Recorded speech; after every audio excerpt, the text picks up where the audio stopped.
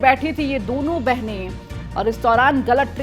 नमस्कार, आप देख रहे हैं देश दिन भर। मैं हूं आपके साथ ऋतु तिवारी। पोखरियाल बुलेटिन की शुरुआत करेंगे। बीजेपी ने 4 राज्यों के चुनाव प्रभारियों का ऐलान किया है। बीजेपी के राष्ट्रीय अध्यक्ष जेपी नड्डा ने सौंपी जिम्मेदारी। आगामी राज्यों में विधानसभा चुनाव के लिए बनाए चुनाव प्रभारी।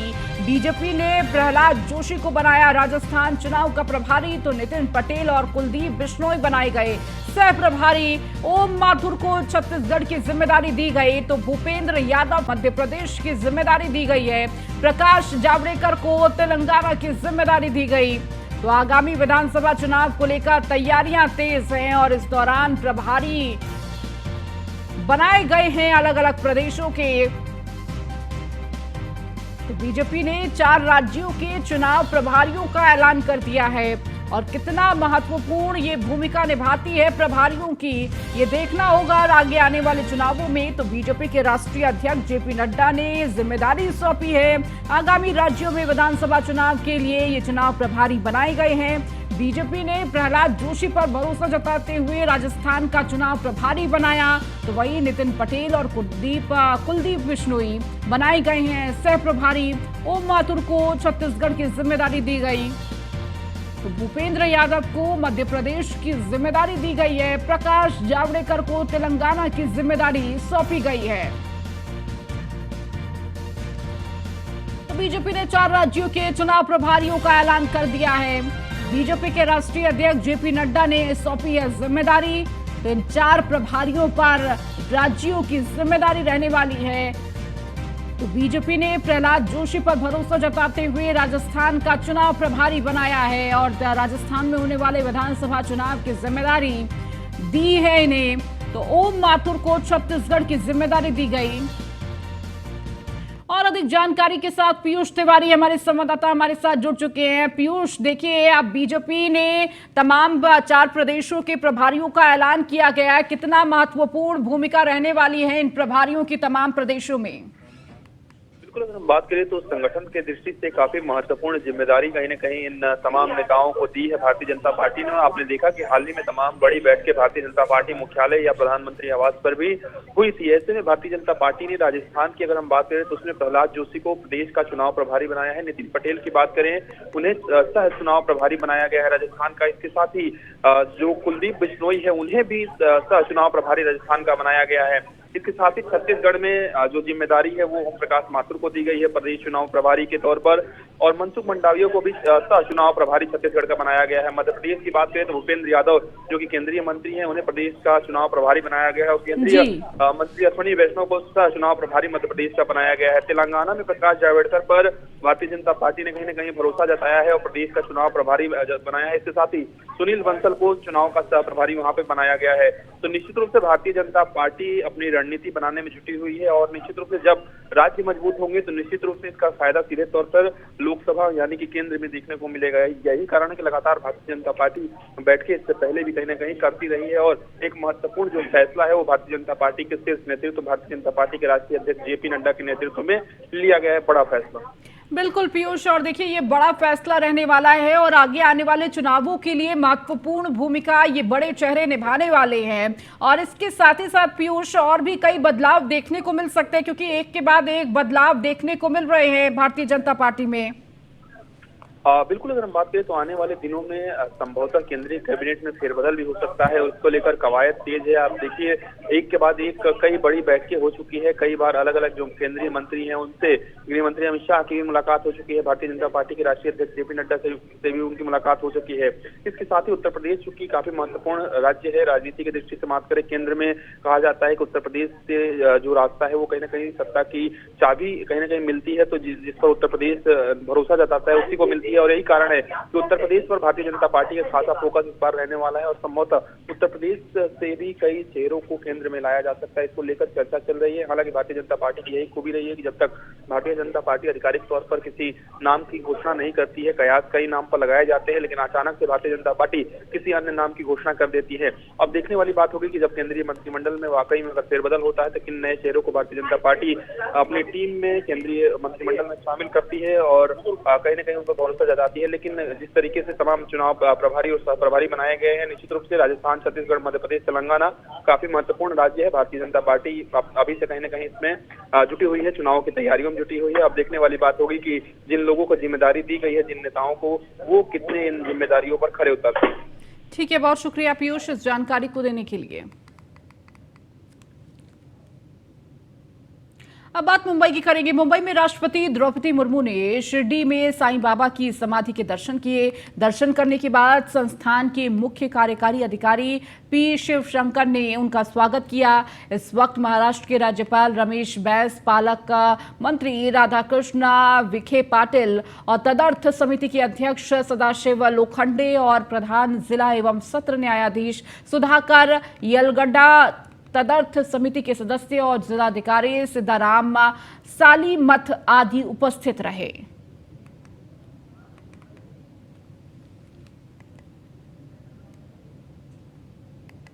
चलिए अब आपको सीधी तस्वीर काशी से दिखाते हैं, जहां इस वक्त प्रधानमंत्री मौजूद है और सीएम योगी आदित्यनाथ मौजूद है, और ये तस्वीर आपको सीधे वाराणसी से दिखा रहे हैं। तो आज वाराणसी को कई करोड़ों की सौगात की परियोजना मिलने जा रही है, और इस दौरान मंच पर प्रधानमंत्री मौजूद है, अपने संसदीय क्षेत्र में मौजूद है और वक्त वक्त पर लगातार काशी का दौरा प्रधानमंत्री करते रहे हैं और करोड़ों की सौगात भी काशी वासियों को देते रहे हैं। और आज भी यही मौका है जहां 12,110 करोड़ की 29 विकास परियोजनाओं का शिलान्यास, लोकार्पण प्रधानमंत्री के हाथों होना है। और इस दौरान सीएम योगी आदित्यनाथ, जिनका संबोधन अब से कुछ ही देर में आप सुनेंगे, ये तस्वीर आपको दिखा रहे हैं।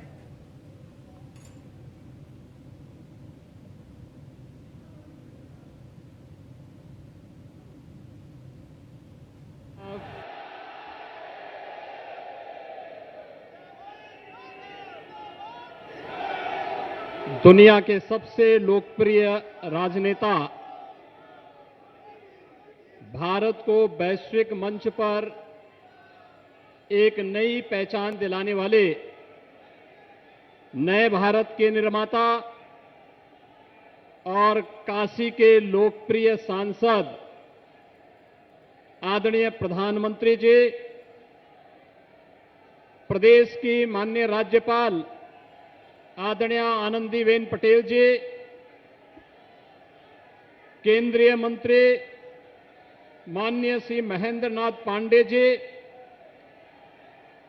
उत्तर प्रदेश सरकार में मेरे सहयोगी उप मुख्यमंत्री श्री केशव प्रसाद मौर्य जी, उप मुख्यमंत्री श्री ब्रजेश पाठक जी, प्रदेश सरकार में नगर विकास और ऊर्जा विभाग के मंत्री श्री के शर्मा जी, अनिल राजभर जी, केंद्रीय मंत्री प्रोफेसर एसपी सिंह बघेल जी, प्रदेश सरकार में ही मेरे सहयोगी मंत्रीगण श्री रविंद्र जायसवाल जी, दयाशंकर मिश्र दयालु जी, माननीय सांसद और विधायकगण और उपस्थित भाइयों बहनों, पावन सावन के माह में बाबा विश्वनाथ की इस पावन धरा पर काशी को मेरी काशी के रूप में वैश्विक मान्यता देने वाले आदरणीय प्रधानमंत्री जी का मैं उत्तर प्रदेश सरकार और आप सभी की ओर से हृदय से स्वागत करता हूं, अभिनंदन करता हूं। भाइयों बहनों, संस्कृति और समृद्धि का एक नया रूप आज काशी के अंदर, प्रदेश के अंदर और देश के अंदर देखने को मिल रहा है।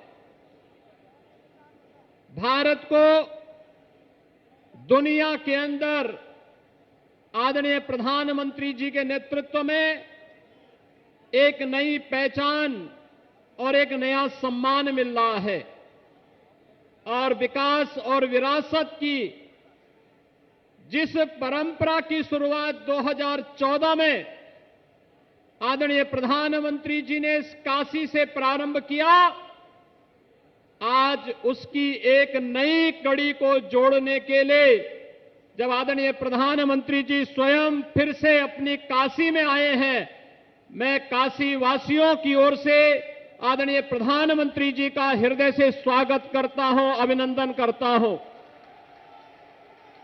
भाइयों बहनों, देश की 140 करोड़ जनता को उसका गौरव और सम्मान दिलाने वाले, वैश्विक स्तर पर अपनी अंतर्राष्ट्रीय और राष्ट्रीय व्यस्तता के बावजूद काशीवासी आदरणीय प्रधानमंत्री जी के आत्मा में, अंतःकरण में विराजते हैं। हर समय काशी की समृद्धि के लिए, यहां की विरासत और यहां की संस्कृति के लिए उनके मन में एक नई चिंता होती है। और भाइयों बहनों, आज यह चिंता और ये चिंतन हम सबको एक नई पहचान के रूप में आगे बढ़ा रही है। आपने देखा होगा काशी विश्वनाथ धाम आज दुनिया को अपनी ओर आकर्षित कर रहा है। आपने देखा होगा काशी के मंदिर और काशी के घाटों के नए स्वरूप को, और जैसे काशी सज धज रही है, G20 के सम्मेलन को भी नजदीक से काशी ने महसूस किया है। आजादी के अमृत महोत्सव वर्ष में भारत G20 समूह के अध्यक्षता आदरणीय प्रधानमंत्री जी के नेतृत्व में कर रहा है, तो संघाई सहयोग परिषद की ओर से 22-23 में काशी को सांस्कृतिक राजधानी के रूप में मान्यता देकर के काशी में उस सम्मेलन की अद्भुत छटा भी हम सब ने देखी है। काशी अपनी पुरातन काया के साथ साथ नए कलेवर के रूप में आगे बढ़ने का कार्य कर रही है, और आज काशी में 12,000 करोड़ रुपए से अधिक की परियोजनाओं को लेकर के आदरणीय प्रधानमंत्री जी का आगमन एक बार फिर से हुआ है। भाइयों बहनों, 9 वर्ष की, पिछले 9 वर्ष के अंदर नए भारत के रूप में भारत को नई पहचान दिलाने का जो कार्य आदरणीय प्रधानमंत्री जी ने किया है, 9 वर्ष के अपने सफलतम कार्यकाल के बाद आदरणीय प्रधानमंत्री जी आज काशी में पधारे हैं। इन 9 वर्षों में आपने देखा होगा दुनिया के अंदर देश के अलग अलग क्षेत्रों में, चाहे वह इंफ्रास्ट्रक्चर का हो, बाह्य सुरक्षा का हो, आंतरिक सुरक्षा का हो, या गरीब कल्याण का हो, विरासत और आस्था के सम्मान का हो, हर एक मोर्चे पर भारत ने एक नई सफलता की नई कहानी गढ़ी है। आज भारत के बारे में दुनिया का दृष्टिकोण बदला है। आज उत्तर प्रदेश के बारे में आदरणीय प्रधानमंत्री जी के नेतृत्व और मार्गदर्शन के कारण भारत और दुनिया की धारणा बदली है, और काशी के बारे में भी लोगों की धारणाएं बदली है। काशी जिस आस्था के लिए भारत तरसता था, आज उसका मूर्त रूप काशी में काशी विश्वनाथ धाम के रूप में हम सबको देखने को मिलता है। इस अवसर पर एक बार जब काशी को ढेर सारी सौगात राष्ट्र को समर्पित करने के लिए आदरणीय प्रधानमंत्री जी का आगमन आज काशी की इस धरा पर हुआ है, बाबा विश्वनाथ की इस पावन धरा पर हुआ है, मैं इस अवसर पर आदरणीय प्रधानमंत्री जी का एक बार फिर से आप सबकी ओर से हृदय से स्वागत करता हूं, अभिनंदन करता हूं। इस अवसर पर पधारी माननीय राज्यपाल महोदय का, अपने सभी माननीय केंद्रीय मंत्रियों और जनप्रतिनिधियों का, और आप सभी जनता जनार्दन का भी हृदय से स्वागत और अभिनंदन करते हुए अपनी वाणी को विराम देता हूं। धन्यवाद। जय हिंद। तो सीएम योगी आदित्यनाथ को आप सुन रहे हैं, और ये तस्वीर आपको वाराणसी से दिखा रहे थे, जहां पर आज 12,110 करोड़ की परियोजना का शिलान्यास और लोकार्पण होने जा रहा है।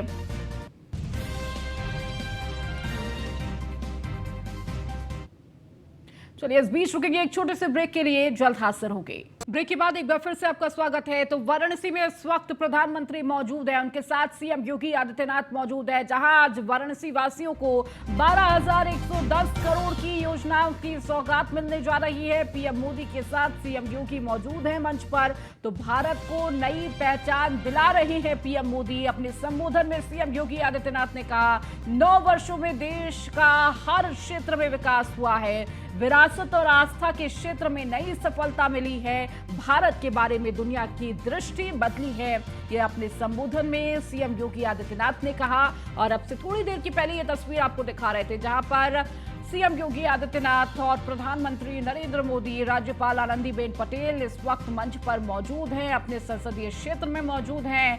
खुद प्रधानमंत्री और लगातार वक्त वक्त पर अपने संसदीय क्षेत्र का लगातार दौरा भी करते रहे हैं और विकास परियोजनाओं की लगातार समीक्षा करते रहे हैं। दिल्ली में रहते हुए भी लगातार क्या कुछ कार्य चल रहा है, कितनी प्रगति से कार्य किया जा रहा है, इसका जायजा अक्सर प्रधानमंत्री लेते रहे हैं। और वक्त वक्त पर सीएम योगी आदित्यनाथ भी काशी में मौजूद रहते हैं, तमाम विकास कार्यों की समीक्षा करते हैं। और आज जब काशी वासियों को 12,110 करोड़ की परियोजनाओं का शिलान्यास और लोकार्पण होगा, तो कहीं ना कहीं काशी की तस्वीर और भी ज्यादा बदलती हुई नजर आएगी। और इस वक्त मंच से ये तस्वीर आपको दिखा रहे हैं। और इससे पहले गोरखपुर में मौजूद थे प्रधानमंत्री, जहां पर करीब 2 से 3 घंटे का ये पूरा कार्यक्रम गोरखपुर में देखने को मिला था।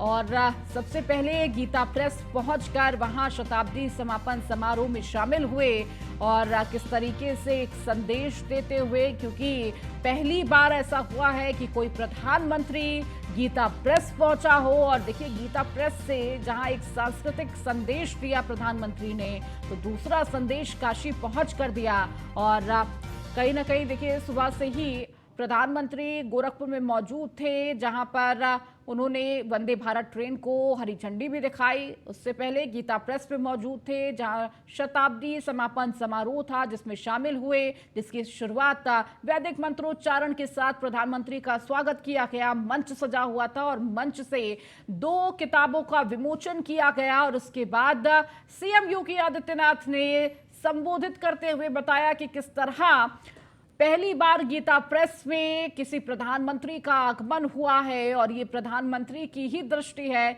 जो लगातार भारत आगे बढ़ रहा है। जिसके बाद फिर प्रधानमंत्री ने भी संबोधित करते हुए बताया कि किस तरह गीता प्रेस की क्या भूमिका है। गीता जहां है वहां कृष्ण है, इसका जिक्र किया। और कृष्ण जहां है वहां कर्म है, धर्म है, इसका जिक्र किया। और इसके साथ ही गोरखपुर रेलवे स्टेशन पहुंचे, जहां पर आधारशिला रखी और इसके बाद वंदे भारत ट्रेन को हरी झंडी दिखाई। और सबसे महत्वपूर्ण और सबसे खूबसूरत तस्वीर वो रही जब बच्चों से मुलाकात की प्रधानमंत्री ने और इस दौरान बच्चों से संवाद किया, उनसे बातचीत में जाना कि वो क्या बनना चाहते हैं। और इस दौरान बच्चे भी काफी उत्साहित नजर आए, साथ में अपने हाथों में पोस्टर जिसमें वंदे भारत ट्रेन और प्रधानमंत्री सीएम की फोटोज बनी हुई थी, चित्रण किया हुआ था। और इसके साथ ही कविताएं भी तैयार करके ये बच्चे आए थे। और इन सारे कार्यक्रमों के बाद अब प्रधानमंत्री इस वक्त काशी में मौजूद है, जहां 12,110 करोड़ की 29 विकास परियोजनाओं का लोकार्पण और शिलान्यास होने जा रहा है। आज काशी वासियों को करोड़ों की सौगात ये सौगात मिलने जा रही है। और इस दौरान तमाम मंच पर बड़े चेहरे मौजूद हैं।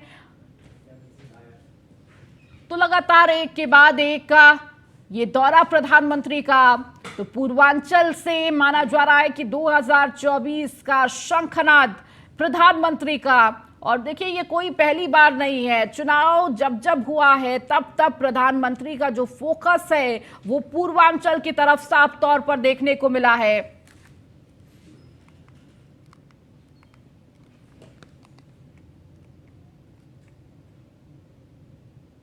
चलिए, इस बीच रुकेंगे एक छोटे से ब्रेक के लिए, जल्द हाजिर होंगे।